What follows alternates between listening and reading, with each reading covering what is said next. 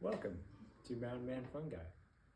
I spent this past weekend in the deserts of Roswell, New Mexico, and I thought that it would be the perfect time to talk about some desert fungi. I went hunting for UFOs and aliens, and instead, I found mushrooms. When the desert comes to mind, we don't think of it being a climate teeming with life or a primordial soup of biodiversity. At first glance, you may see some cacti, sagebrush, or some grasses, maybe some snakes or lizards, voles or a carnivore or two mixed in there. Honestly, not much more pops into my head, but I was very surprised when I started looking into desert fungi. Personally, it seemed like something very out of place from the preconceived conceptions of the environment fungi and mushrooms typically are found in. It's extremely dry, pretty nutrient poor soil, and in some cases, just pure sand with extreme temperature fluctuations within a 24-hour period. Seems very hard for mycorrhizal and saprotrophic fungi to survive. But to my amazement, fungal life found a way, and the rabbit hole goes further than you think. Please join me in this discussion about desert fungi. When I started doing research on different desert fungal species, I noticed something very interesting about how the mushrooms form from their primordial state to maturity. All of the different genera shared a common family, Agaricaceae. At least the mushrooms I looked into shared that family.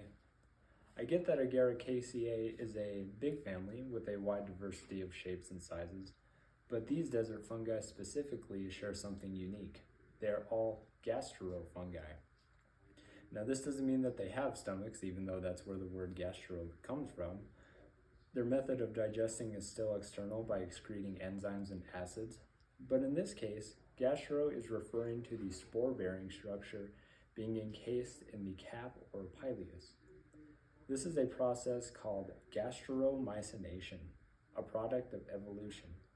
It is my belief that these desert fungi became gastro because the climate of the desert, bearing extremes in both hot and cold, is a method of spore protection and preservation by temperature and humidity control, like its own self-made spore bank fungarium. A common form of these desert fungi seem to take works for their survival in the desert is stalk puffballs. As the name suggests, they are puffballs but with stalks or stipes. This includes mushrooms like Podaxis pistillaris, Batareia, phaladodes, and Telostoma fibreatum, and so on. The structure of these mushrooms have a bit different name than the typical cap, stalk, gills, pores, annulus, vulva, and others. These stalk puffballs have a exoperidium, which is the outer layer, and takes the place of what would normally be called the vulva when it reaches a certain stage of development. Then comes the endoperidium, which is the next inside layer.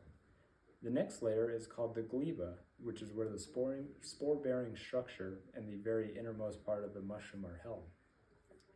The spores get ejected from something called the mouth primordium. Spore ejection is also different than typical basidiocarp fungi. On a typical mushroom, a number of factors can influence spore dispersal, but the difference lies in the garden giant. For example, Stropharia rugosa annulata can forcibly eject its spores when the time is right. These stalk puffballs require some type of outside influence for spore dispersal, such as rain, an animal, a reptile, and so on. In the case of Telostoma, the genus is very easy to identify. I personally have not seen any of these genus mushrooms that look like them, but I definitely recommend looking some up because they do look very unique. A quote from the book called Mushrooms of Cascadia by Noah Siegel and Christian Swartz says that, and I quote, "Recognizing them as a genus is easy, but putting confident species level names on them is downright impossible," end quote. I have never seen one in the wild, but I can definitely see from pictures of how similar these species are together. However, I've noticed in my research that the best and most definitive way to tell this species apart from the 289 known species is looking at the spores using microscopy.